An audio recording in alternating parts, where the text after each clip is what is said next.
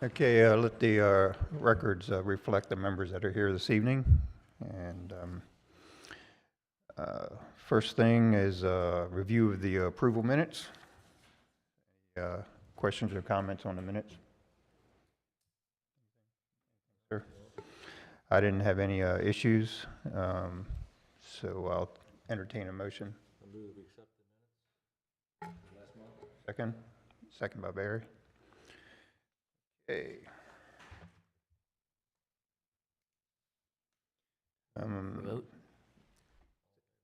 Vote. All in favor, signify by saying aye. Aye. Aye. Thank you, Jim. Opposed? I counted all of them. Okay, the first item on the list here is the concept plan presentation of the Taneytown Public Works facility. So, Jim, do you want to introduce? Morton Buildings and Land Works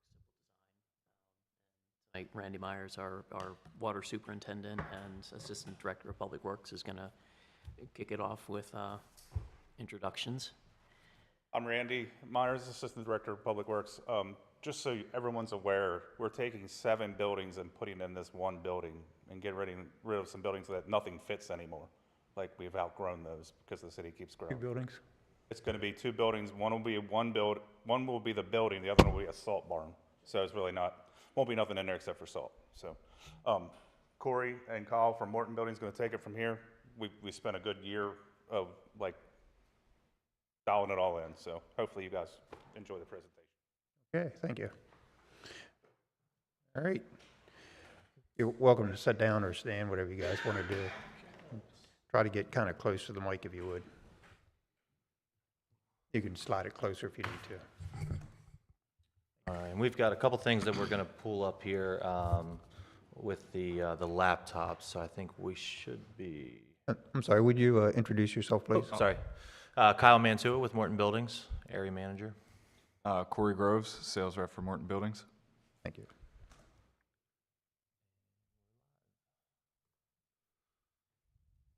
Like Randy was saying, we've been working together with Jim and Randy and various other members with the town for quite a while now. So the first thing, like Randy had said, we went through and really the biggest chunk that went into the design of the process from the first initial concept and to what we have now was figuring out how many vehicles are in these 7 other buildings, what kind of trucks are needed, what kind of growth and potential there could be for future use as well. So we really took a lot of that and really tried to scale the building to hopefully be able to be used and also be grown into for many years.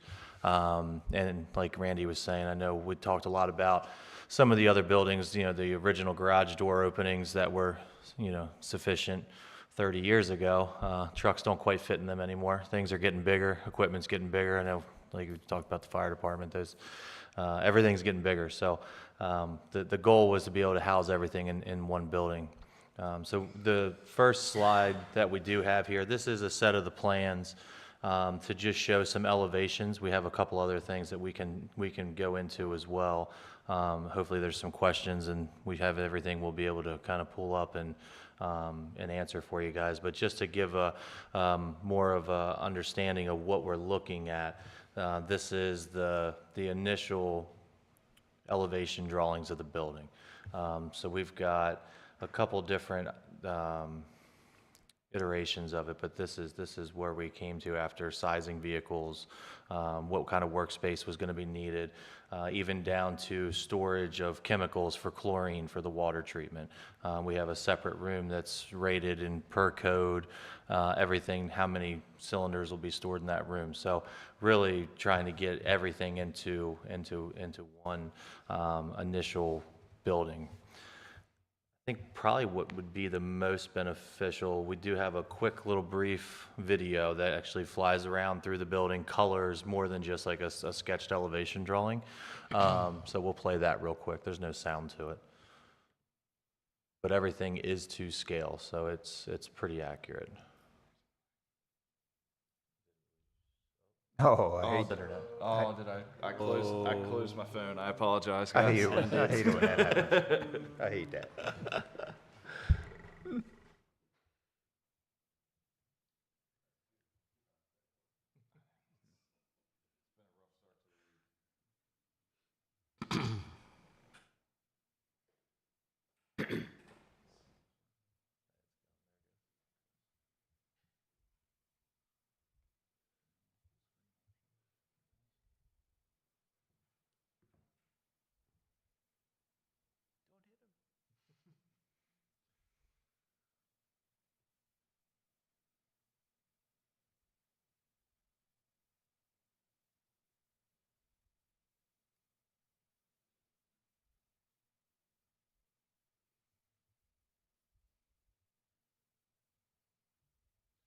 So this room, I'm going to probably end up pausing maybe one or two times, but this room right here, what we originally had met with, Randy had talked about us with training for all the various different departments, the police department, everybody, fire department that use, I believe you said you guys currently use the building next door.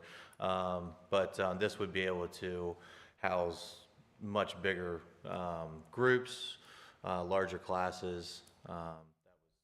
Seating, what we were trying to kind of go off of all the departments you guys have.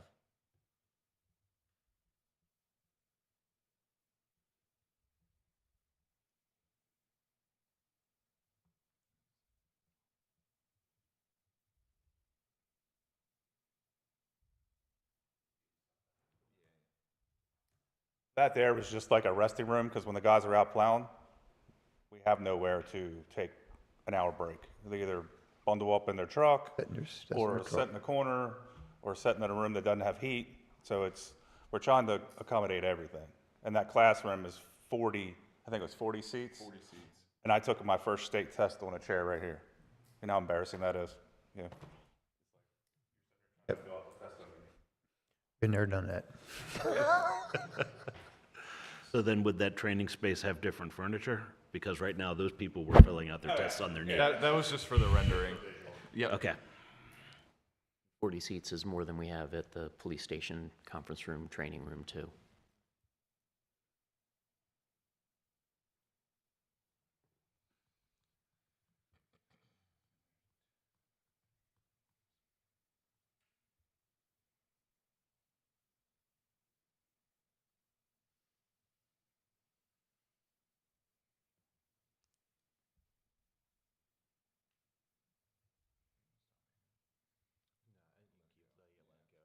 Pretty standard break room.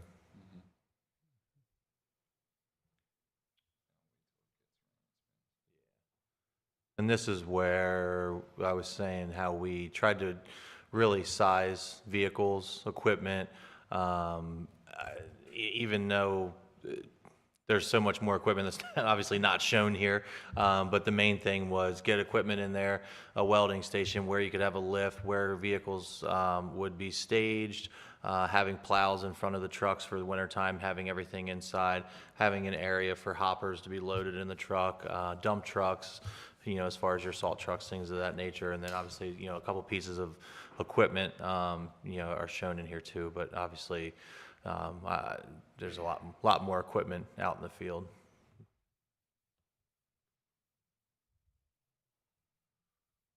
The main thing is just kind of get that visual, to kind of see what the building would actually look like, how everything would be staged, windows, doors, entries. You know, this doesn't show the salt barn. That's pretty basic building, just open front, off to the back. But essentially, at the end of the day, what you'd be looking at is similar to what we have on the screen right here. So we're looking at a full, you know, design, build, turnkey, down front to the handicap parking spaces, to fixtures and everything, break rooms, cabinetry, you know, drywall, paint, the whole 9 yards. That's kind of gives you the visual what the concept is right now, what we came to, based off of the needs of all the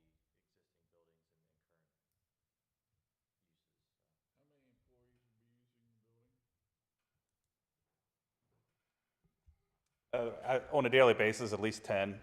I mean, when we talked about heat and air conditioning and everything like that, we cut everything way back because our guys aren't in there all day long. Like, they're out moving. Obviously, we have to have air conditioning, heat, we have classes, but there's also the state-of-the-art chlorine storage room, which is a good thing. And then there's a backup IT room in this building for the whole city. And there's also a record storage for the ladies here in the office, because right now we have it in 2 different spots. This way it's all on one floor. We build shelves because we have to keep the records for so long. So you have 10 employees, what you're saying, okay? Why are we storing chemicals here as opposed to where water treatment is? We have to have spares. Okay, And we actually have 2 at each water treatment area at each well. okay. So we keep 10 on hand at all times. Okay, it just seems like we have a special room that has to have special stuff. We have a for- special yeah. room now, it's No, just I'm- dated. No, I'm just saying that, but like, why, I'm just curious why we wouldn't expand near water treatment as opposed to Well, keeping- actually, most of the keeping places stuff don't here. have enough room to do that. I'd love to take you on a tour. I'm working on it, but work Yeah. work tends to overlap what I you got guys you on do. Saturday, but whenever you're ready. We'll figure it out, man. Okay. That would answer a lot of your questions. What's the current schedule for training space? How often is that used? There is no dedicated training space for I public works. understand so that, we but go what use is the the- current training schedule then, I should say, for the conference room over at police? There's, it's not booked that frequently. A lot of the trainings that the guys do they do a lot of online training. They travel for training a lot as well. When we have a class, when we have more than a couple of people trying to do a training at once, we'll often use the council chamber. I think we did some water training, and the guys had to take samples in the lunchroom. Yeah, also, some of the training is they have to bring pipes and, Yeah. and there's just no room in the police station. And they like to do at least 30, and we're not gonna make that happen at the police station. And if we have a place, they'll come do it for free. It doesn't cost the city anything. Maryland Rural Water will come here and put its classes on. And the guys need to have the classes for their state license. You have annual research and stuff like It's that? every 3 years we have to have so many credits. It's like 16, and then the sewer plant's like 40. So there is some time involved. Some classes are only 4 hours, some classes are only 3. So we try to send them to the 8-hour classes, and that also gets them out of town for 8 hours, which then that makes us short. So if we can get something here, if something happens, we work with the instructor and make it work. You guys have more to, I have a few questions. I was going to wait till you guys are done talking there. We're just getting into the site plan part. Okay. Yeah, so- yeah, Yep. go ahead. Keep on going here. Yes, we've already worked with the civil engineering company, site plan, stormwater management. Everything's already been started. So we've got a lot of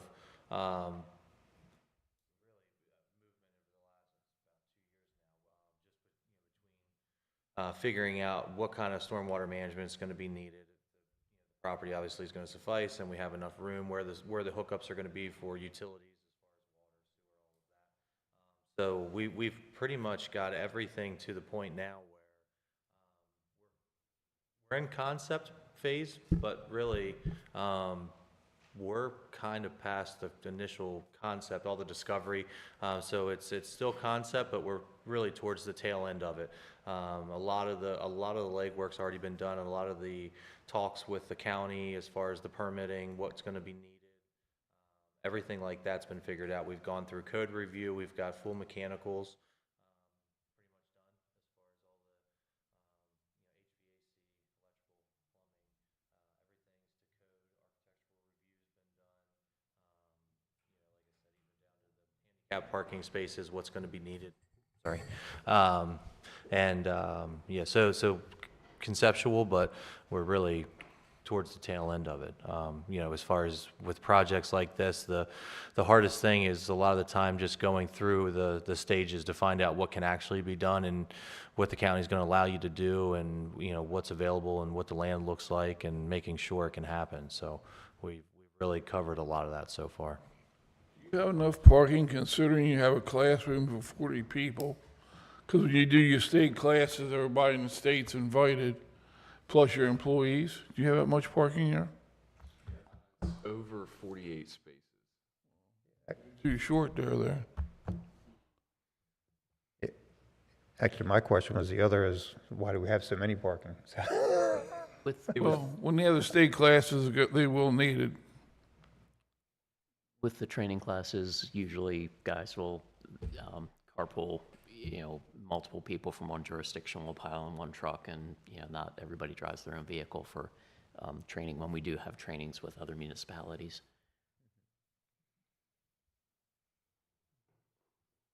Also, our guys will, if we have to, we can put our vehicles inside the shop during that day, our personal vehicles, which is not a problem.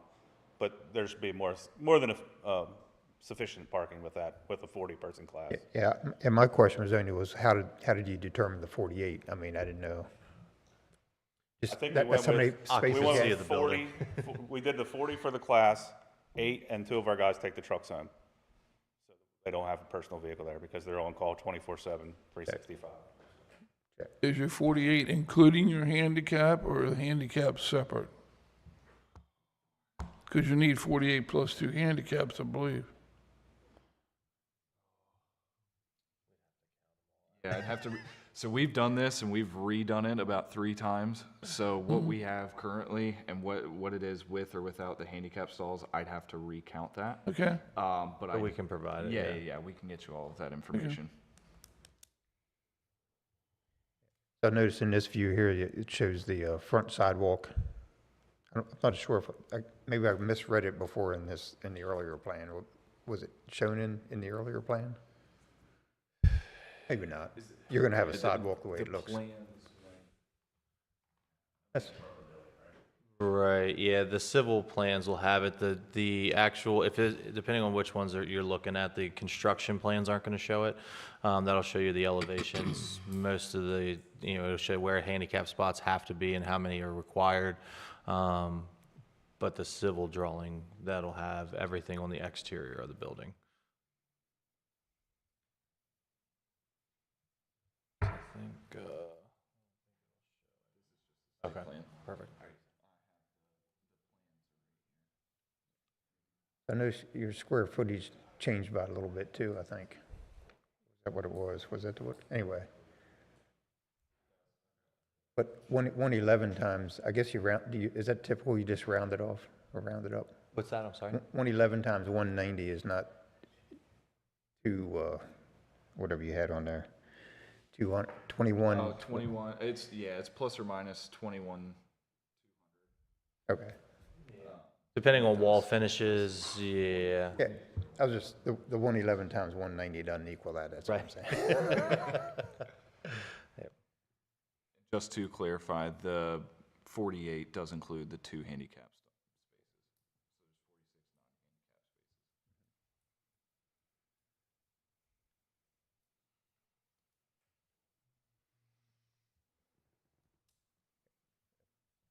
You guys, you want to continue or? I don't, I really looking to see, you know, any other questions that you guys might have. Got a few. Yeah, we'd let you guys kind of drive it with questions and hopefully we can answer them all. All right. You guys good? Go ahead. All right. I'll fill in when you get done. Yeah. Okay, so we talked, the square footage, we talked about that, the 48 spaces, we talked about that. I noticed in your elevation view, you didn't have the elevation of the buildings. So do you know how tall they're going to be? To medium height or peak height, you're looking for like the overall peak height of the building? Should have.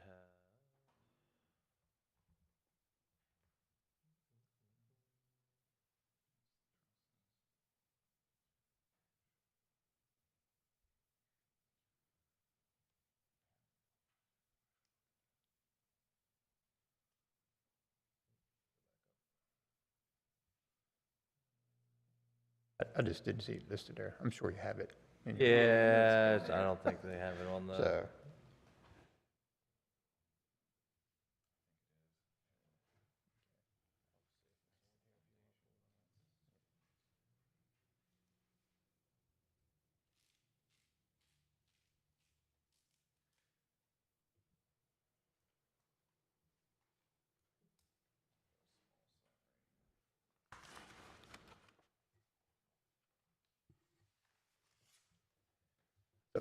so while you're looking That at would that, be a comment on the site plan to add yeah, call-outs for the building dimensions and height. yeah, I mean, that's fine, yeah, we can just make sure we get added, that's fine.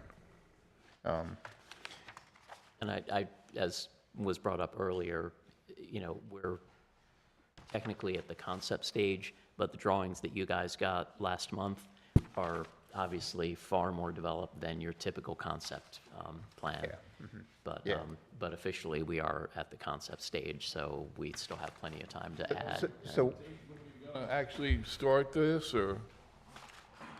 No, so as we move through the site plan process, we need to be aware of, you know, the timelines, because we don't want to rush through the approval process and have a set of approved plans and then have that approval expire before we end up getting the green light to, a lot of concern at the council level about the cost of it.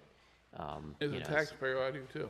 so, I mean, it is expensive, Yeah. you know, no doubt. But Jim, But there was, you know, we did demonstrate that we could use the Maryland Local Government Infrastructure Financing Program for a low-interest loan through MDE, and that we could accommodate that within the budget this year without any tax increase, that we could meet the debt service with the way finances were.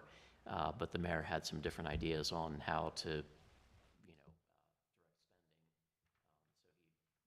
directed that we take that out and we put in 2 new staff positions instead.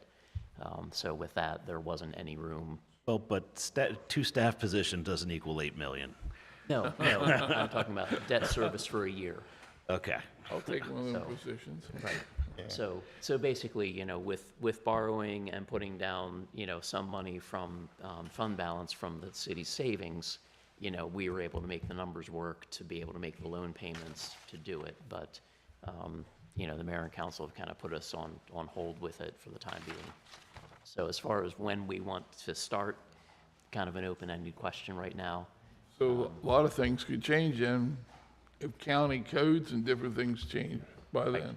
Yeah. Okay. but so on the process here, so where we're at on the process, I mean, we're not voting on the concept plan tonight. Not tonight, right? Right. That'll be next month. So this, we have the presentation here, then that, you know, everything's okay, right? You go and do your investigation. We have copies that you send to everybody in the county.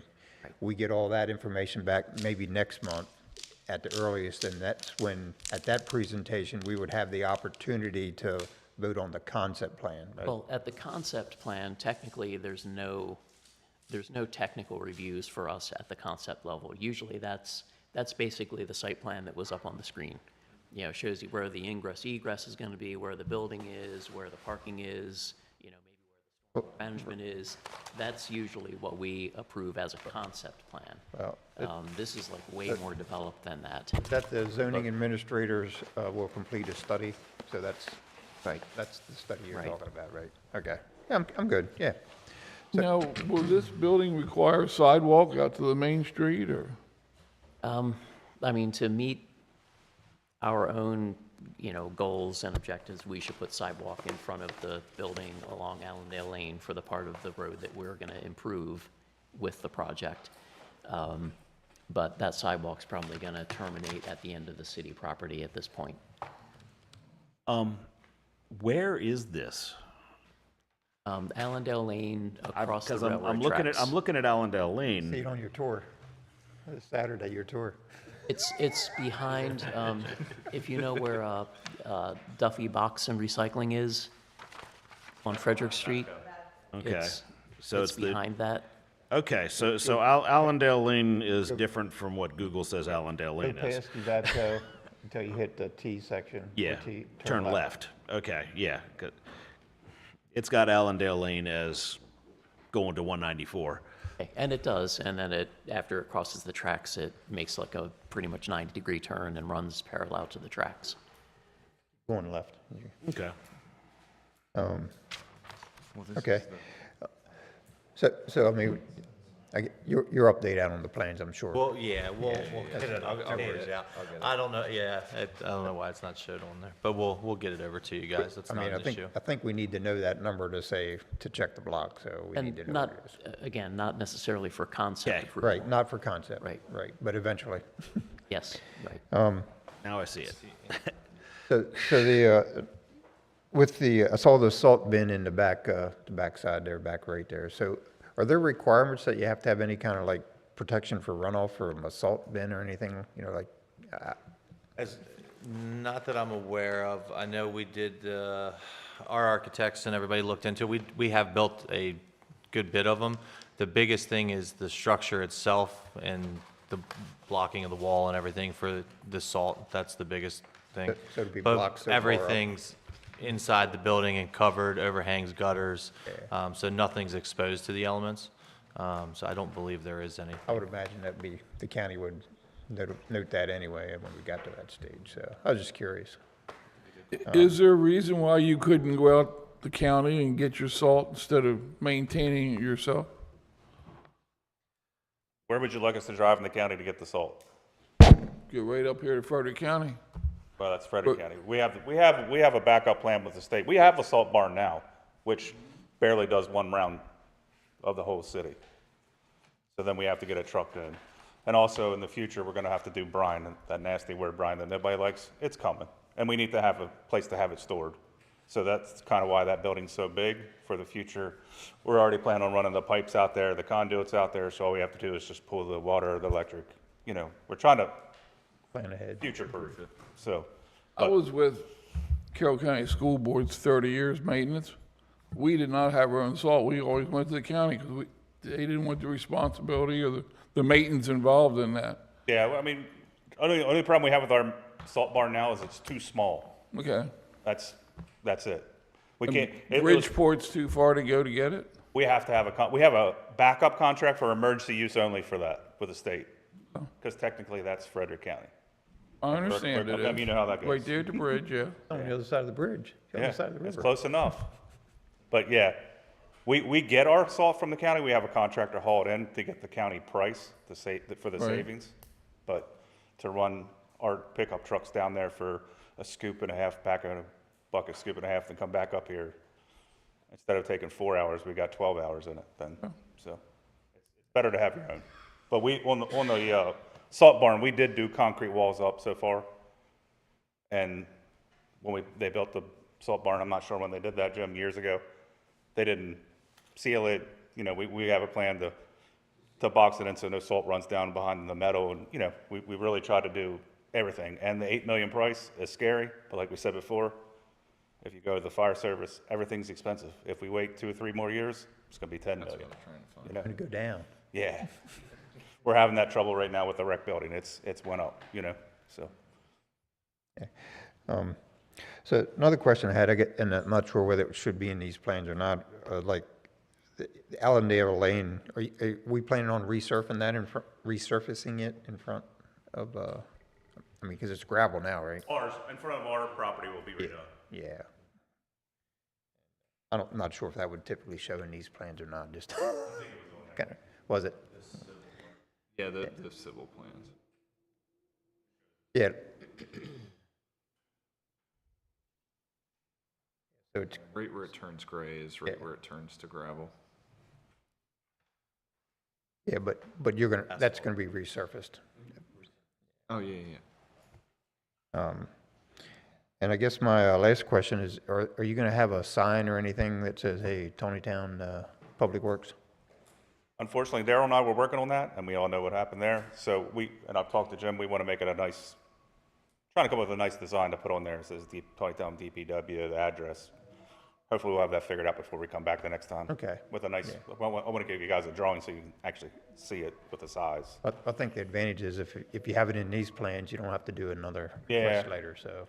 Yeah, we just never got to that point. We were working on all the other stuff. Yep. Our architects have a pretty good program that they put together. We will work with you guys for the sign to get, figure out what drawings, what we want it to look like, get with a local printer and have something nice, big, visible, that, to scale so people can see. Also, I guess on the sign, Jim and I had a discussion, did we put it on a building or put a nice little, we were trying to discuss that in-house and then Haven't everybody decided. got busy, so. Understand, yep.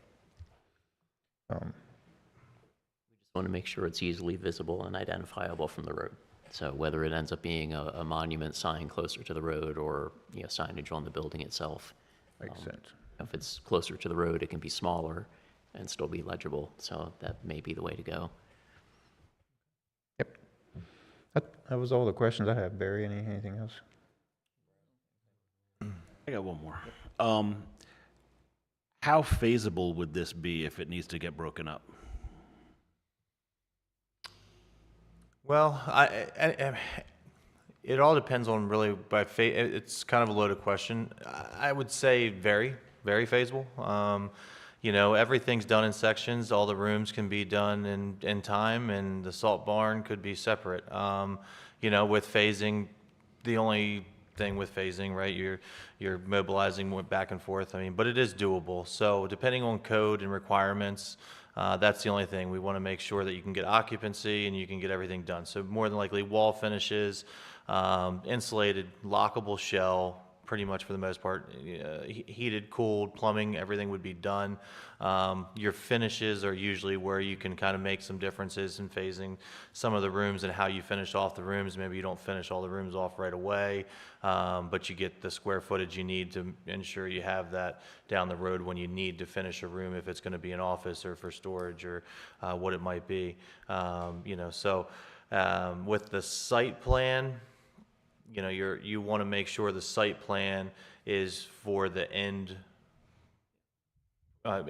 project, the end goal, because you want to have the sufficient stormwater management, retention pond, everything that's going to, take care of all the runoff, the parking lot, both buildings. If that's, so that's the big part of it. Civil design, you want to make sure you're going to end goal and completing everything to that design. Any comments or questions from the audience?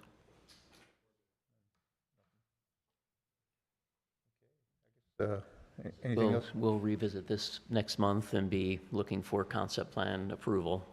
I know that county agencies are already reviewing it. Right. We've already gotten some comment letters back on it, so that's already in the works.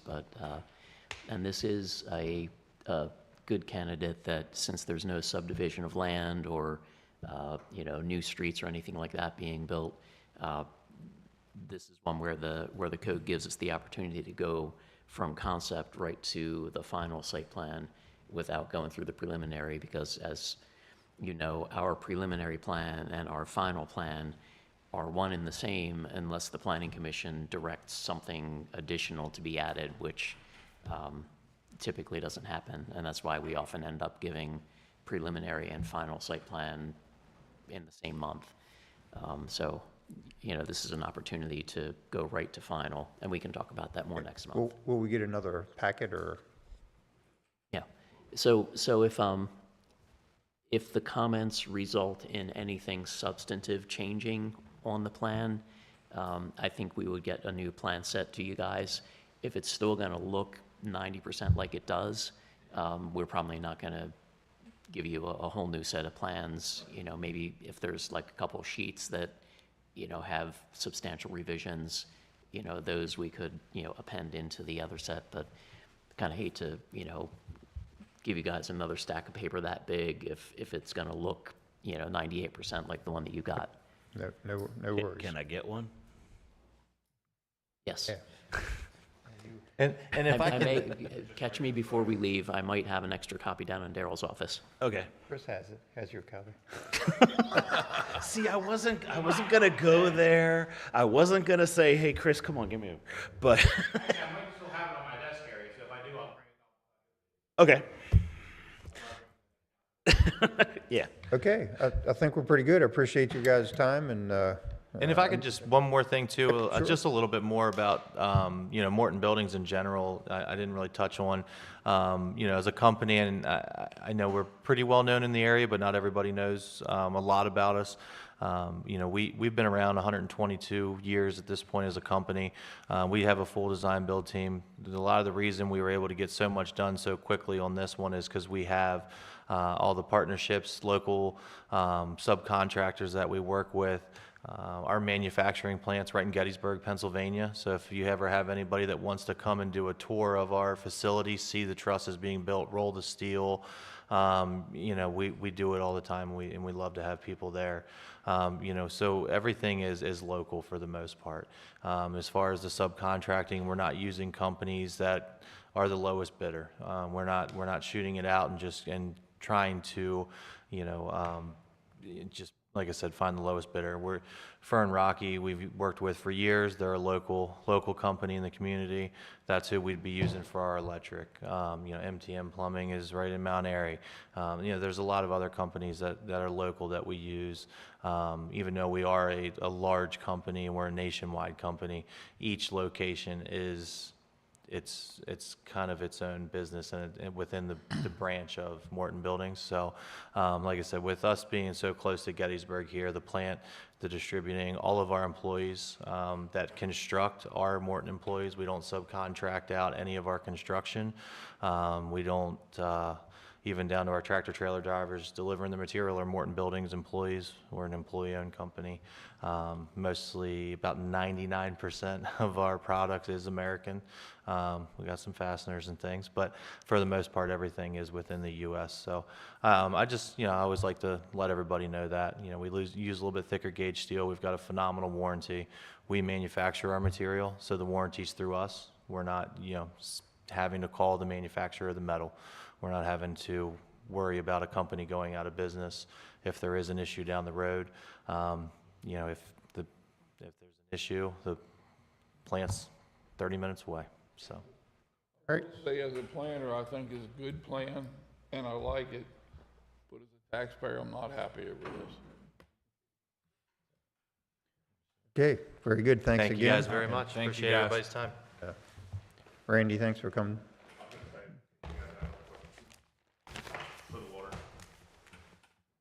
I was gonna say, because, I want to talk to you about.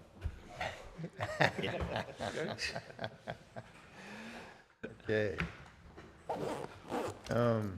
Next item on the list was ordinance and agreements for review, so nothing there. Nothing this month on that, nope. And then planning and zoning reports, sir. Okay. So this month, I wanted to kind of touch on a bit of an overview on the water resources element update that's been ongoing at the county level. So this is countywide, but the effort has involved all the municipalities, and the idea is that everyone will adopt the county element to update their comprehensive plans with that element. And for us, if we're able to, the goal is to coordinate with Arrow, Castle Valley Consultants, with, Craig and Emily, to try to sort of blend the two or figure out, make sure that they coordinate. So we may be able to say a little bit more specific to Taneytown in ours, and then still incorporate the countywide water resources element by reference. So the idea really is that countywide, we're being consistent throughout the municipalities and really looking at water resources at a broader level than each town kind of doing their own thing. So kind of trying to hit a balance between, nobody wants to give up their autonomy, but at the same time, the county's resources are so much stronger than ours when it comes to the regulations and the state. That's why we're on a joint stormwater permit with the county and all the other municipalities, because we really couldn't do it, individually as 8 separate towns. So this is just a quick overview. We start out with the drinking water supply, and I will get the full document to you guys. It's very lengthy, and we might want to kind of digest it over the period of a couple months, but this is just a quick overview of what's going on with it. So basically, After all the number crunching, the county planning department has determined that, there is adequate water within Carroll County to support the planned growth, when you look across everybody's comprehensive plans, including the counties. Now, bringing that to fruition may be a challenge because, we may have to talk about reservoirs and things like that, which are difficult in today's world. But as far as the water that can be utilized within the county, there is enough water to meet the ultimate demands. With the towns on this slide, Hampstead, Manchester, Mount Airy, Taneytown, Westminster, we would need additional capacity developed to reach our full build-out for the water service area. Build-out and the numbers are based on the buildable land inventory. So for the zoning of the parcel, there's a planning number used for how many units can go on an acre in R10,000, in R70,000, R20, and so on throughout the county. So they look at the potential lot yield of all the undeveloped parcels, and that's where they come up with this buildable land inventory and how many houses we need to plan for eventually. Is this reflected in those extra areas that they were talking about on the water that we were looking at on the comprehensive plan last week? Okay. And that's something that we're going to talk a little bit more about, and maybe when we get to the old business part, because I know we've been kind of kicking around what was talked about the previous Tuesday, when we meet Monday a little bit, so we can delve into that a little bit more farther down the agenda, if that's all right. So one notable thing here on this slide, Westminster's Pure Water Reuse Plant, you've probably read about it in the paper. It's an indirect water reuse where they have used membrane technology at their wastewater plant or at they did a pilot program with a temporary filtration system, demonstrated to the Department of the Environment that they could, clean this wastewater to the point that it could become potable water. The state is not at the point where they will permit direct reuse. So what Westminster needs to do is they put this new filtered water from their treatment plant back into the Cranberry Reservoir, where it actually gets dirtier, and then they need to draw it and refilter it. But that's the best the state would do. That's the same state that won't build power plants. So basically, it's cleaner when it goes into the reservoir than when it comes back out as raw water again. But that technology is now has now been approved by the state on a pilot basis. But Westminster has been permitted to build the permanent facility now. So that is something that may be in other municipalities' future, such as ourselves, that if the technology for wastewater treatment doesn't change dramatically, we're going to be at the limit of technology and the limit of what our receiving waters can accommodate. So that additional membrane filtration, while it's costly, may ultimately be how municipalities that rely on groundwater grow. And of course, we're all constrained by nutrient levels, but I'm switching more to the wastewater piece at this point. But the idea here is that you can use, the technology exists to use wastewater, recirculate it back through your system, so that you're not having to, it makes it a partially closed system then. So you're putting water back into your own aquifer or back into your own reservoir. So it's definitely something to keep an eye on. So, the smaller towns have some more limitations than we do, mostly with funding. So when the county determines that we have enough water for our build-out, they make an assumption on how many houses we're going to have. So I guess, I assume they're making assumptions on how much recharge area there's going to be available in the future too, or is it just like a snapshot in time? This is what we got now, and This is looking to the future based on a multitude of factors, including groundwater recharge rates. know, where there's going to be development, where there's not. Now, this is just, at this point, like a numbers exercise. You know, if there were, say, what was it, Gillis Falls and I want to say Union Mills, you know, concept ideas for reservoirs, you know, they may never get off the ground. They've been talking about, I've lived down there, they've been talking about Gillis Falls as long as they've been talking Right. about the bypass. Right, and it may not ever happen. So the mathematical exercise is basically, you know, there is water that could support it, but whether we can develop those sources in order to support it is another question. So, Yeah, it seems, so yeah. the next slide here just kind of runs through the different water service areas. And these figures are a little bit dated at this point because there had to be a stopping point to collect all the data. So, you know, on the water side, not much has changed for us because we haven't gotten additional appropriation permits. What's the minus mean? So that's how much more water we would need to Okay. develop to meet the build-out on our current comprehensive plan. And that includes that large growth area. And the appropriations with the arrow pointing up, that just means that, To increase our appropriation, oh, right? And we can't do that without recharge. That's Gotcha.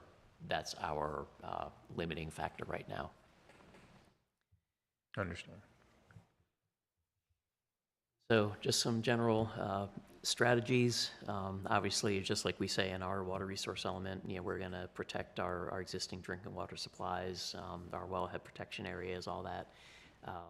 Identify new water supplies to support planned growth without over allocating. So we have our adequate public facilities ordinances that, you know, if we can't demonstrate that we can provide the water and sewer capacity, or that we have a plan to do it within X number of years, we can't approve developments. With that in mind, it'd probably be better if we went with single-family homes, because we'd have more recharge area and use less water than going to all these row homes that we have a habit of doing. Less density. So, right, so in some regards, you are correct. You know, less density means less demand. You know, but there are also infrastructure costs to Yeah, factor you got more into. pipes So, put right. down, yeah. And ultimately, you know, it will be up to this body as well as the mayor and council to, you know, to set up those parameters, you know, in the next plan. You know, this body will approve a final plan and transmit it to the mayor and council, who will then have the opportunity to review it and make comments back, you know, before they approve it, and they may not approve it. Well, that was one problem I had with our last meeting. Because if you look at the survey, that's more what that was leading to, as far as I interpreted, not row homes, hired, you know, less density, single-family homes, like Taneytown was. But all they talked about was this high-density, you know, row home stuff, is what they were talking about. So there, So I don't know where they got lost from the survey, but apparently they did. well, I think they're trying to meet the broader objectives of having dwellings available for people of all income levels. But that's a different conversation than water. But yes, Give you them a are map right. to Baltimore. Lower density means less Yeah. demand. Okay. Absolutely.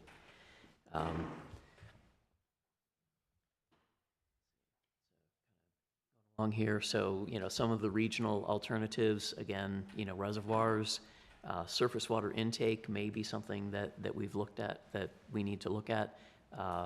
A couple city managers back, the city manager that was here, we actually had in, I believe it may have even made it into one of our capital improvement programs, was a surface water intake. And I'm trying to remember now if it was Pipe Creek that had a base flow sufficient to draw from. Creek does that. That but, surprised me if Pipe Creek would. So I'm not sure if it was Pipe Creek or, and I always get that and Bear Run, Okay. flip-flop, like which one's the closer one. But, you know, creating a small impoundment area, the former city manager didn't want to use the term reservoir. So I remember him saying, you know, a small water impoundment area, you know, that could be used during summer months to ease up on the demands on the wells, you know, could be looked at. But surface water is more expensive and requires more processing than groundwater typically. So it's, you know, groundwater is the most cost-effective way to provide water at this point. So again, you know, additional groundwater wells, the idea of interconnection between maybe smaller systems, and then of course indirect potable reuse, like Westminster is pursuing. So again, trying to, you know, diversify the water supply. You know, again, if we were able to have some surface water as a backup, so that, you know, during drought conditions, you know, that could be relied on instead of the wells. Water reuse, I think, is probably going to become a more frequent use that we see around the state, because we're on the wastewater side, there are going to be nutrient limits that we are not going to be able to exceed, and I don't see it likely that the Department of the Environment is going to relax any standards. So they're only going to get stricter, if anything. And, you know, to reduce our effluent from the treatment plant, reuse is a way that could reduce those numbers also. And again, if you know, again, infrastructure-wise, this would be a challenge, but, you know, shared services, you know, across jurisdictions is something that may be looked at in the future. You know, if there are regional approaches that might be used. So short term, you know, look at our land use, compare it to our projected capacity. You know, we want to be in the driver's seat of well explorations. And we probably, right now, we're in decent shape, but we may want to explore additional wells so that we have, you know, our eggs aren't all in one or two baskets, so to speak. Also having additional wells, while it is a, you know, each well we have, there's another facility to maintain, another facility to operate, you know, more electricity, more pumps to maintain, and so on. But it also gives us operational flexibility. So, you know, we can ease up pumping one well if it looks like it's, you know, showing impacts of you know, the water levels going down in one well. We could ease up pumping on that and pump another well harder. And if we have additional wells where we're not like kind of teetering right at that point, as we grow, is going to be to our advantage. Let's see, and again, longer term might be some regional solutions. On the wastewater side, jump right down to, well, Taneytown's just kind of lumped in with Freedom, Hampstead, and Westminster here. So, you know, additional capacity would be needed for our build out, like everybody else, for the sewer service area. That's SSA. But we, even with all the improvements we've made to the conveyance system, we still see some, you know, increased flows during rain events. So we still have inflow and infiltration to address. So we still lose a substantial amount of capacity to that inflow. Just signed off on, or actually we're looking at manhole rehabilitations for the main sewer interceptor that goes out to the wastewater treatment plant. We've seen a lot of inflows during rain events out there. Even though the interceptor itself is relatively new, the manholes are showing some leakage, so we're going to do a project to line those. So that hopefully will be another kind of, I'll say, low-hanging fruit, because a lot of that line is in very wet areas.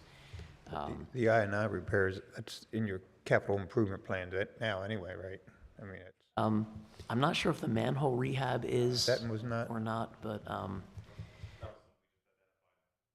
that's been recently, you know, noted that we've got a lot of water coming into those manholes. My only question is, last week our I&I numbers were good. They're getting better. They are better than they were. Well, much better than we were. No, I'm not, I'm saying at the meeting last week, when we were going over numbers. They're decent, but we still see increases. And Okay, the system's never I'm going to just- be perfect, but It's a different tone from last week, so that's why I'm seeing Yeah, where we're actually coming from. we have cut I dramatically. I'm not going to venture a number without Yeah, looking it yeah, up, yeah, yeah. but No, I but yeah, get that. we have made tremendous progress on it. So in some regard, we are so much better than we were 2 years ago or 3 years ago. I'm just saying that, like I said, at the meeting last week, I was great, and now I needs a lot of help, so that's why I'm. Yeah, we still. I'm just seeing which side we're on at the moment, because we're getting two different things from two different Yeah, meetings. the numbers that go into this countywide water resource element stopped earlier than some of our projects. So again, it's kind of frustrating to be using these numbers, but there needed to be a stopping point for all the data gathering. And when you're doing it countywide, they wanted like a year-end snapshot, so we kind of locked in at, and I don't even remember now what the term was, but Arrow has gotten, some newer figures, and they've incorporated, I think, some of our more recent projects in their review. But those have been after the cutoff point for this countywide effort. So a lot of progress has been made, still have some room to improve. But again, beyond the I&I improvements, everybody's going to be constrained by, phosphorus and nitrogen. And again, we may end up needing to improve the technology that's used. Power plant, and I think it's on the next slide. Let's see. No. So just running through this again shows the additional capacity that would be needed to be developed to meet our ultimate build-out figures. So 121,832 gallons per day. On all those spaces that aren't in the town yet. Yeah. Okay. And some that's in the town. I mean, there's a couple hundred acres in the city that are not probably. It was just, that was the thing I was Probably seeing close to last week on 300 the acres. comprehensive plan, is that they had the water way out. Yes. And it's like, okay, that's not And even our town. Yeah, and we need to have some conversations about that before we lock anything in with the draft plan. Are we looking at getting another water tower? That is something that's been talked about. Currently, we're comfortable with our day-to-day with the 2 towers, but we would like to have a third for additional fire flows and storage in the event of some catastrophic happening, but I'll turn it over to the water superintendent. Actually, with our new operating system, we came to realize that the altitude valve that was on the big tank was never working properly, probably for the past 3 years. So now we have more, the water storage was always there, but now we have usable water storage because it's actually working the way it's supposed to, if that makes sense. Like the altitude valve was saying, it was letting it in, but it wasn't letting it come out.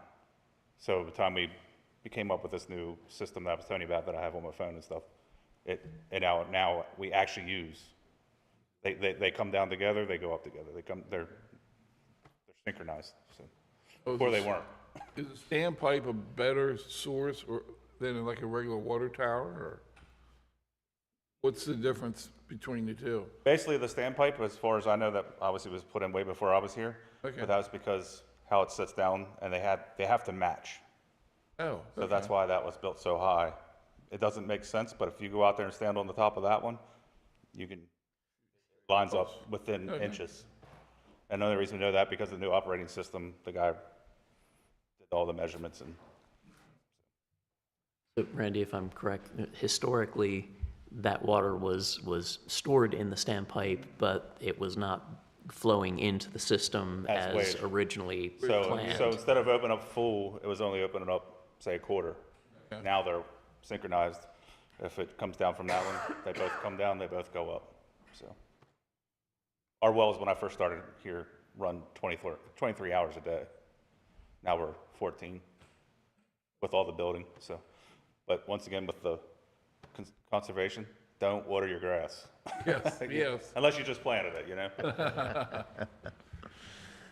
So the water system has been tightened up, in recent years also. So we're pumping less and serving more homes. So that's pretty cool.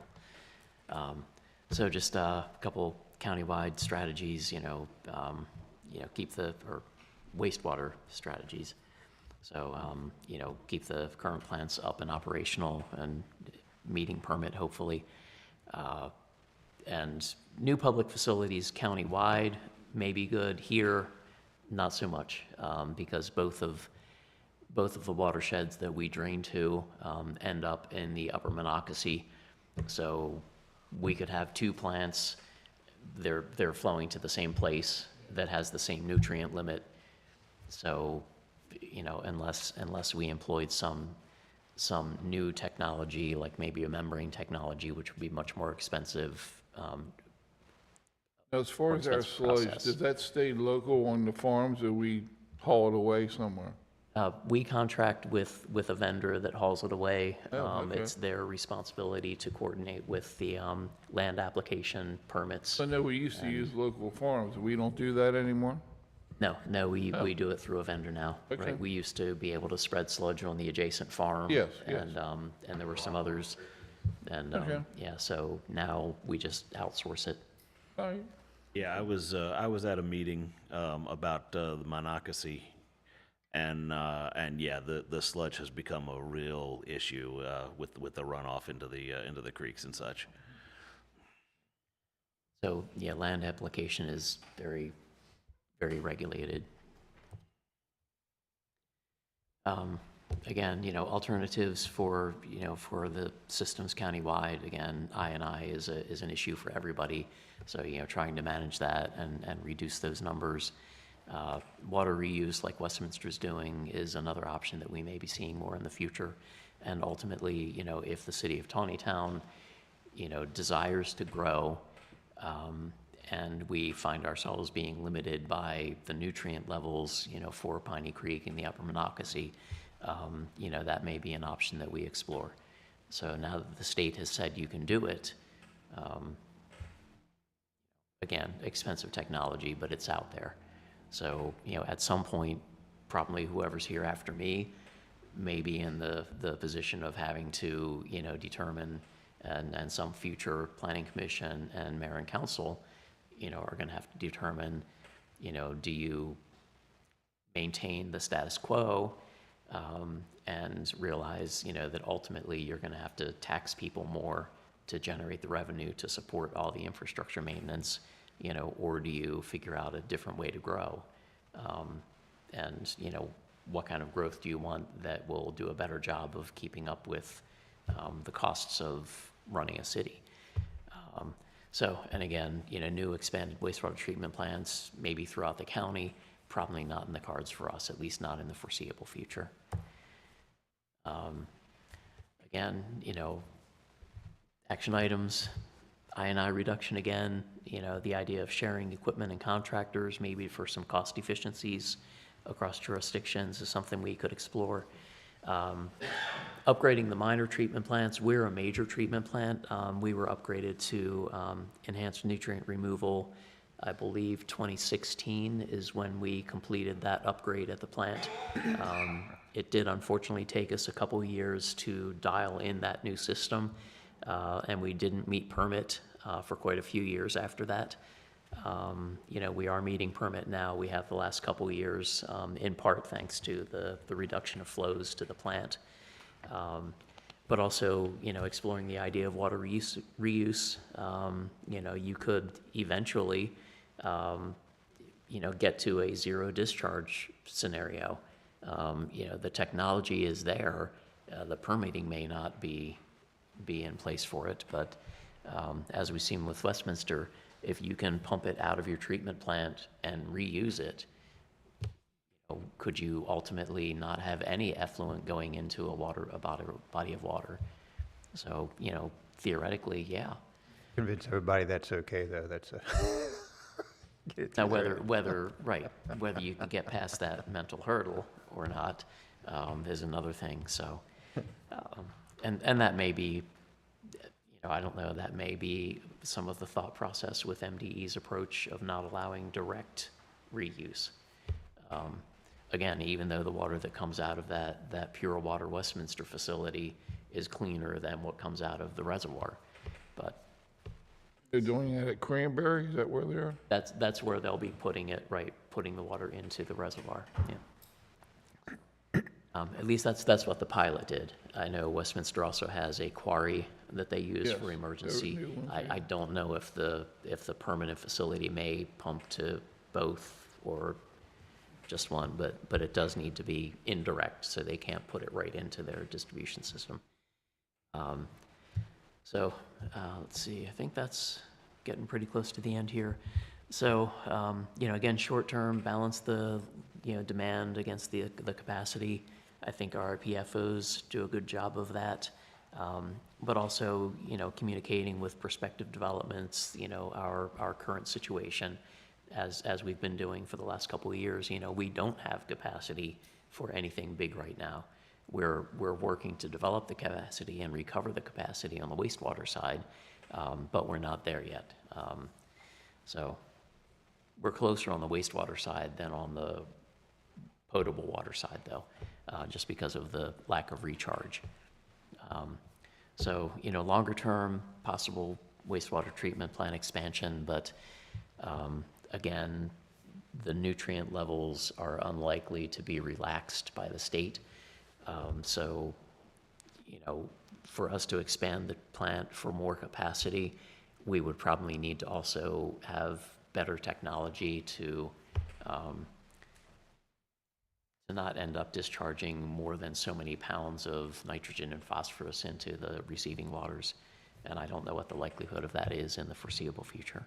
Oh, short term, certainly within our control, so that's. So, and that's kind of the highlights of it. The plan, the element itself is a fairly lengthy read, and Dan, you can take my screen down now. But I will get that to you guys to start kind of looking through it. And I wanted to share that with you tonight just to kind of get you in that water sewer mode a little bit. Because I think that we do, I'm not sure if I should get into this right now or go through, wait for the comprehensive plan discussion maybe for the next bit, but I did want to get this in front of you just as kind of an overview, so that when you get the actual water resource element, it won't be totally alien to you. But there's going to be a lot of figures and appendices and stuff like that, so Dan, you'll love it. So that was, the document that we had in our packet here, this came from the county, right? Yeah. So a lot of the Right, information we had in there is in another- here, but not everything. Yeah. Right. So the full element is a pretty hefty read. And, up to you how closely you want to, go through all the data that's in there. I might need you to help me understand it, that's all. Yeah. Drive me nuts. And frankly, some of it I need people to help me understand too. So, Like it. shall we Okay. move on to the active projects? Yep, I don't- yep, yeah. if you're good with that, let's move on. Yeah, I mean, I don't really have much in the way of upgrades or updates. We're still, Arrow has, last I have heard, they believe they found a solution on the sidewalk. They're still vetting the idea on how they can manage the stormwater from the sidewalk that, we hope can stay in the plan. But I don't have a final word on that yet. And I know Lorena is just, Can you have a Waiting plan for- without the sidewalk? I'm sorry? Can you have a plan without the sidewalk? We can. It would certainly not be my first choice because obviously we try to get sidewalks where we can. And, you know, as the city, we like to try to set the example for others to follow. So if we don't put a sidewalk in for our project, in my opinion, it makes it harder for us to do, you know, to demand a sidewalk from the next project. You know, there certainly are places where it would be wonderful to have a sidewalk, but there are just physical challenges that make it impractical. You know, I'll use the example of Trevanian Road on the Baltimore Street side of the road. When you get past Dunkel Court, there's a slope that comes down like pretty much right down to the shoulder of the road. So, okay, well, you could, you know, you cut into that and put a retaining wall there, right? Okay, but then people have driveways. So the driveway portion that functions as a sidewalk also needs to be ADA compliant. So now you've got a driveway that's, you know, I'll make up a number, 20 degrees. So you need to push it back 4 feet. Now you've got a driveway that you can't get a car up and down unless you take the slope, you know, farther into the house. And is that really going to happen? No. So, I mean, there are areas where, you know, construction of a sidewalk is just very problematic and would be, you know, beyond a reasonable project or expense to, you know, for the city or a homeowner to incur. And, you know, while the park project isn't that kind of a scenario, if the, you know, State Highway Administration, you know, continues to refuse the, you know, the little bit of additional flow that would get into their system, and it comes down to, you know, losing about $800,000 in grant money and not doing the project versus doing the project without a sidewalk, we'll So probably you have lose the standards sidewalk. or you don't have standards, right? Right. Yeah. Well, and, you know, there always are going to be exceptions, and Painters were black and white, we wouldn't need a table up here. There you go. pretty much. And, you know, I do think that overall the city does a good job of getting sidewalks installed, you know, where it's appropriate, and, you know, where it may not be appropriate for a sidewalk to go in today, you know, we've at least gotten easements so that, you know, if conditions change and it becomes more realistic or reasonable to put a sidewalk in, you know, we can go back and do it, albeit it probably would be at the city's expense. Without a at that sidewalk, point. would that meet the ADA requirement? So it would, because there are other routes to, Not you know, with a sidewalk. and certainly for, well, there's not sidewalk throughout the whole park now. You know, the park itself is accessible by sidewalk on West Baltimore Street, but the entire park is not accessible with a sidewalk. And, you know, not every part of the park is ADA accessible. So, but if we build a sidewalk, it does need to be. So, yeah, so the jury is still out on that. You know, I'm really hoping that the engineer at Arrow came up with something that his predecessors didn't think about. But I am getting nervous that it's taking this long to get the good news that he worked it out.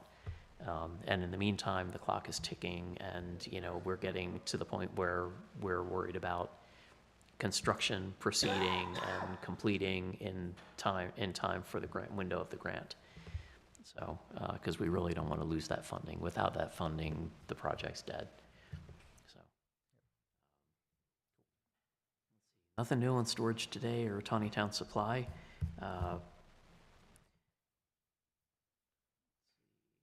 They were gonna go, see that land's for sale now? I heard that. Yes, So no one has reached out to us to say that they're pulling the project, okay, okay, but I did notice that, yes. yes, okay. That property. Is that property, I believe? I think it's on that side of the access point. Yeah. Yeah, right. But yeah, there's a sign actually out on Antrim Boulevard, and yeah, Defada property doesn't come out that far, yeah. Really don't have much to tell you on any of the remaining projects on here. Garnet Ridge and Mountain Brook, last I was in touch with the developer there. They're continuing to work with FlowServe on, for Mountain Brook. The mayor and I met with the developer, talked through some things. The plan is to go back to FlowServe, try to spin the request for the easement across the property to show them, what FlowServe, how FlowServe can benefit from it. That may include some compensation, because initially we were hoping they were just going to give it to us without any compensation. So, there will probably need to be at least some symbolic compensation, if maybe not the full value of the land. But our plan is to meet with the plant manager out there and his leadership team, probably virtually, with myself, the mayor, and the developer, to kind of try to talk them into, playing nicely with us on that. So, but until that happens, Mountain Brook Farm is kind of stalled. And Garnet Ridge, they are continuing to address comments, but still not ready for final approval.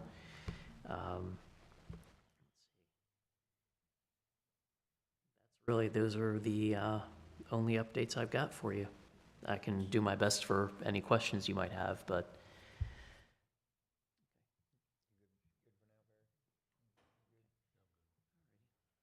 Tiffany emailed me earlier today. She does not have an update for you this month. Okay, next is old business, discussion on the comprehensive plan. I don't know if anybody has any comments from our last meeting. I think we're making progress, but Just the one I made about, I don't think they're actually following the survey that we had. yeah, so I brought that up also, and I think we're going to be getting to the stage where we have to go look at that. Because I don't really see the correlation between what the survey said, or what I think it said, and what we're putting in the paper. And I think that the survey certainly needs to be I'll say a tool to help guide us. But there are also things that may be popular, may not best serve the community overall in a long-term way. So I think that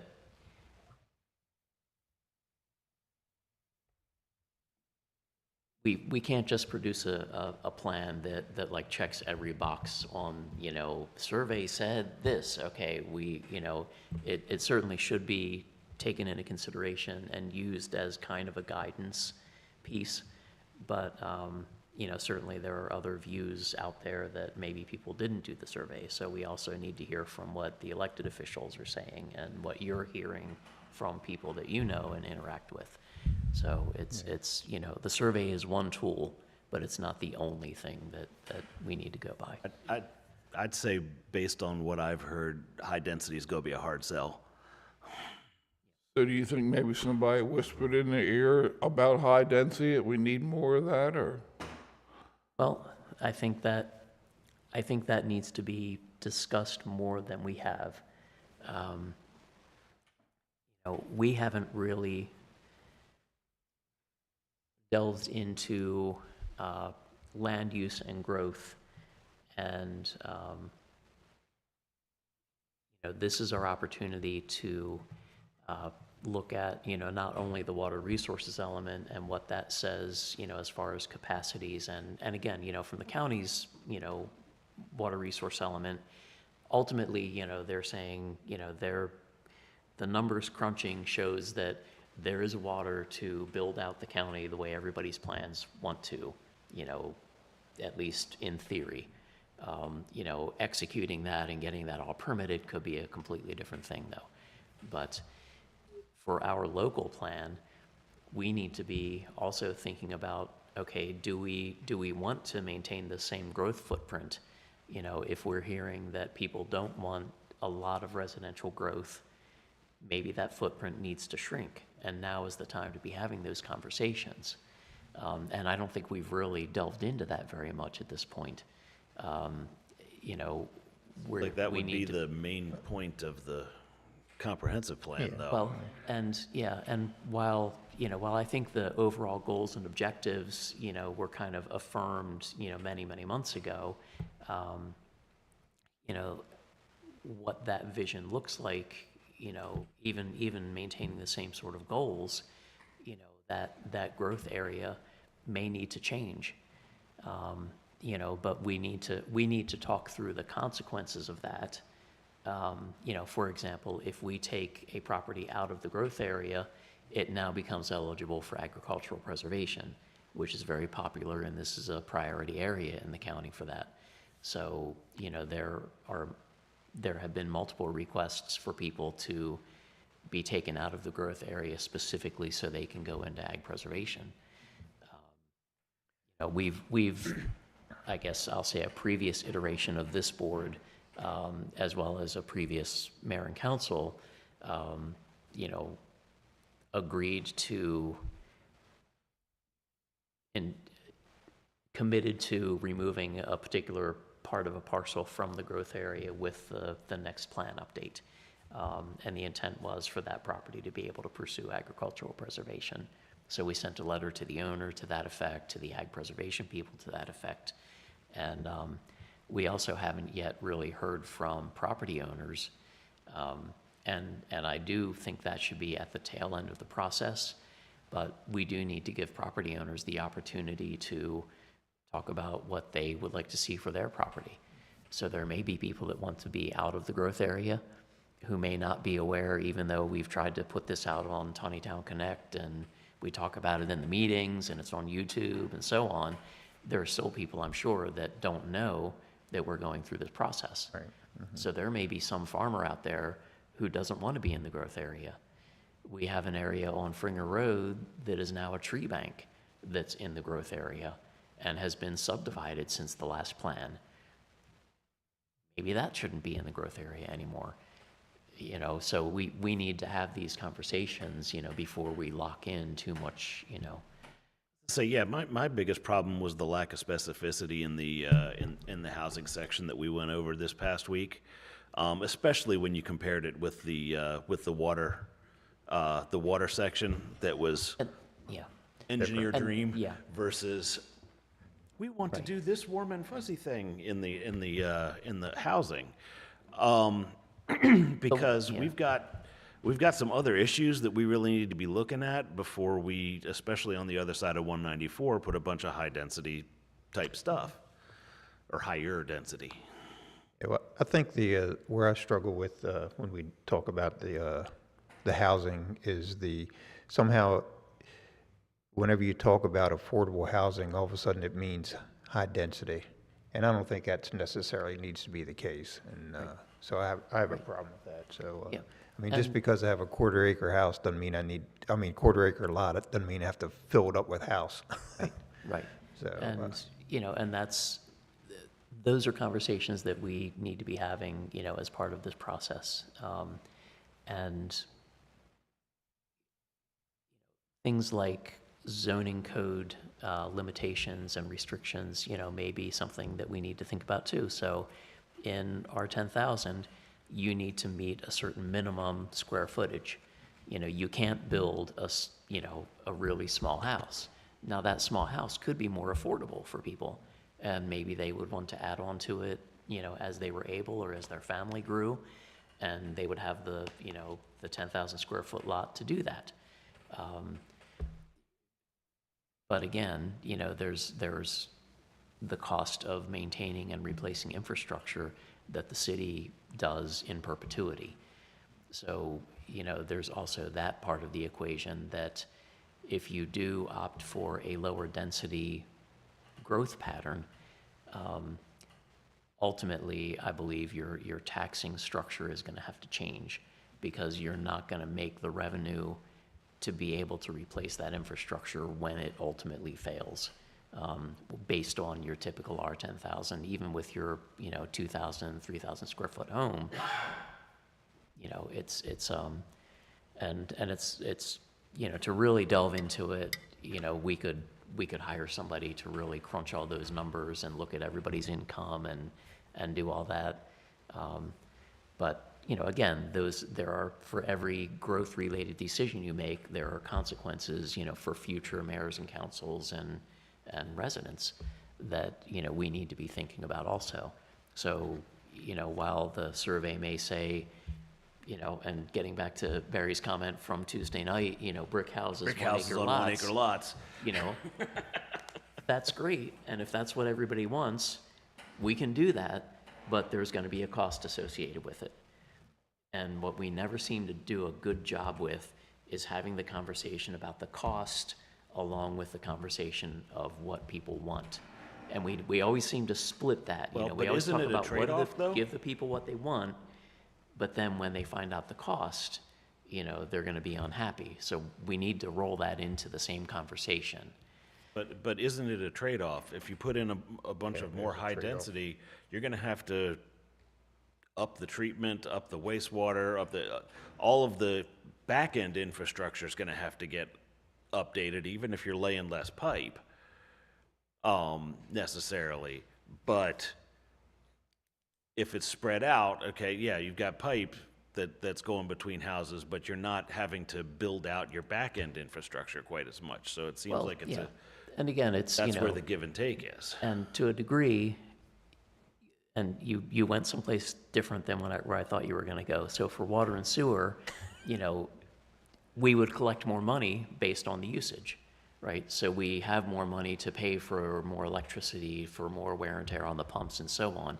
What we don't necessarily get that's as directly correlated to the demand is, what about police services? What about parks and recreation? What about, playing fields for people? Those are things that are kind of expected services from the city as well. Well, Yeah, but higher density, I think you need more police and you Right. need more parks. Right. So the bigger brick house, that would all come down. right, right. That's a trade-off for the less Right. pipes. So you spend less to develop more capacity, Yeah. you spend less on police It'll work. protection. It'll work. Everything's a trade-off. But you spend proportionally more on infrastructure, and that's okay. But you need to have the conversation about the pros and cons of it, that's all. Have a question from the audience? Yep, yeah. Sorry, Chris. Good evening, everyone. Chris Tillman. I think you all know who I am. So I think there's a bit of a confusing thing, and I want to make sure that we're all talking about the same thing. When you talk about density on whether that's for Sewell's Farm or whether that's for Mountain Branch or wherever, that's under the community village overlay, where you would then create townhouses. But in terms of number of units, that doesn't change. So if there's 300 units allowed on this piece of property, whether those units are crammed into half of those units are crammed into townhouses and the other half are single family, or whether they're all single families on quarter acre lots, the number of houses is the same. So it's not, the demand on water and sewer is still the same. The issue is like Jim was bringing up, is when you put them out on quarter acre lots, now you have more infrastructure and more infrastructure maintenance costs on that spread out over the same number of houses. Whereas if you have some measure of them, and I'm not advocating one way or the other on that, I mean, that's for you all to decide.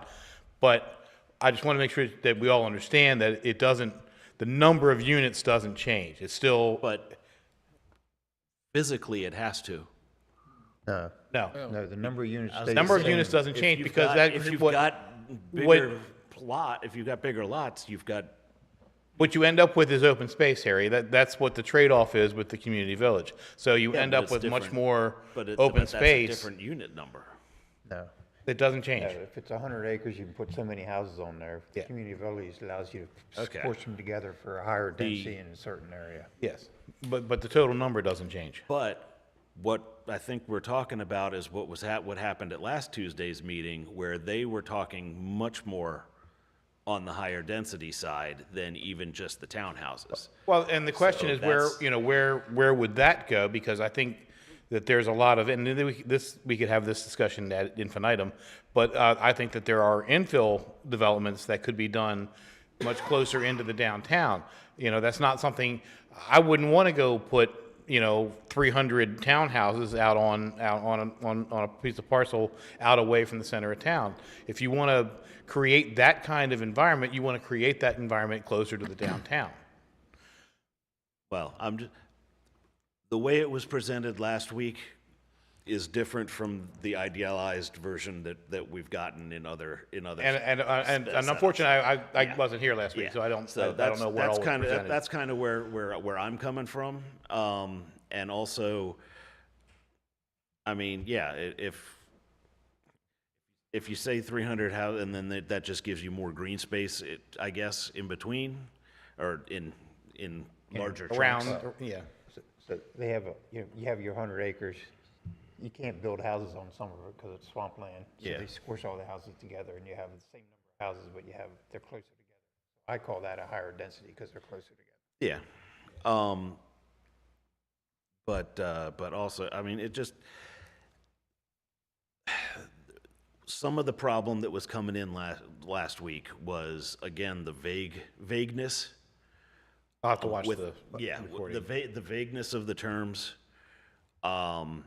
the shift in priorities from what it seemed like the people actually wanted.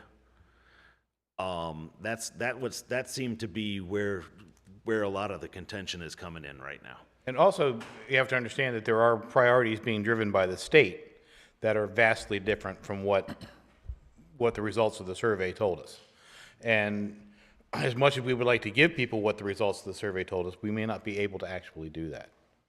But that's, again, that goes, that's a whole nother reading level up here that I haven't delved completely into. I'm just kind of paying attention to these things as I go to the, to go to conferences and try to absorb some of this.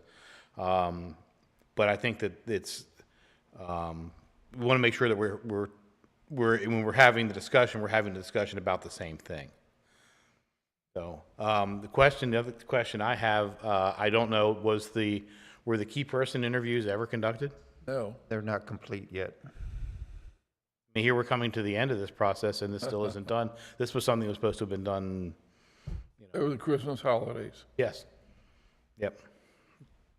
So I have some concerns there because we haven't talked to those people, and just like Jim was saying a little while ago, we haven't talked to some of these landowners that are out in the designated growth areas that may want to put farmland in preservation. We haven't talked to them either. I'm kind of concerned we're coming to the end and we're just now talking about growth and use. That seems like that would be one of the priorities. No, there's a lot of elements in there. Yeah, we've been talking about a fair amount of that, but One of the biggest problems, I think, we have to look at the formula they're using. If they have 100 acres, that's what they try to develop, and that's the formula they use. But you have to go by usable ground, because it may only have 50 acres that's actually usable. that's not what our code That's says. not where it's Well, I written. know that needs to be changed. Well, and that's perfectly fine. I mean, if that's they're what counting their what ponds we want to and do their as a swamps town, and- that's a great thing to do, but that's not what the code says. I know. That's what I think needs to be looked at and changed. Because I don't think it's right to count their ponds and their swamp ground as usable ground. They give it to us to make parks in, yeah. I'm not making a value judgment one way or the other. I'm just saying that's Yeah, not I'm what the just code saying says. that the way we it's need to written. look at that code. Has to be usable ground, not what your acreage is. Thanks, fellas. Talk to your councilman. I'm trying to. We got a couple here. Thank you, Chris. Yep. Okay, any other comments on comprehensive plan this evening? Okay, the next, I guess we just have other business. So Mr. Parker wanted me to let everybody know that both Jim and I went to the Citizens Planning Academy, which was put on by the county. It was one night a week for 8 weeks. It was very interesting, and I'd recommend anybody that gets an opportunity to do it. It would be good. So Jim's been doing it for a long time. he still enjoyed it and learned a few things, and the conversation that we had with the people that were there was quite interesting. So that's all I got. Any other comments from? I'm good. I've blathered All enough right. tonight. We'll look for a motion for adjournment then. Okay, second. All in favor? Aye. Aye. Aye. All right. Thank you very much. Oh.